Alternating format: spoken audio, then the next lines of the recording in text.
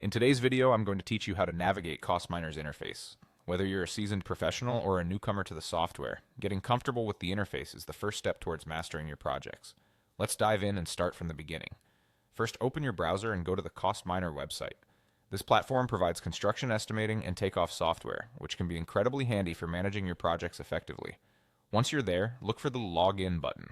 Clicking this will take you to the login page where you need to enter your credentials. If you don't have an account yet, make sure to sign up to access all the features CostMiner offers. Once logged in, you'll find yourself on the home page.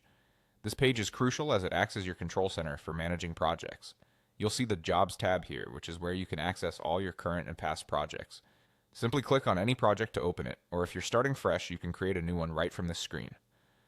After selecting a project, head over to the Estimate tab. This section will show you a comprehensive list of items included in your project. If you need to add more items to your list, you can do so by clicking on Insert Items. It's straightforward and keeps everything organized for precise project management. To the right side of the screen, you'll notice the Takeoff tab. Here you can upload drawings and plans, which are essential for measuring areas accurately for exact costing. You can trace the areas of specific rooms with ease, allowing for more precise estimations. Now, if you need to trace an area, click on Trace Area. A quick tip for this process is to click on each corner of the room you want to measure.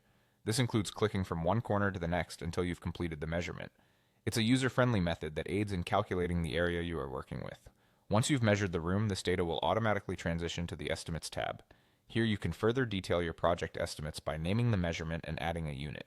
Choose a unit like square feet, FT2, to ensure your estimates are clear and consistent.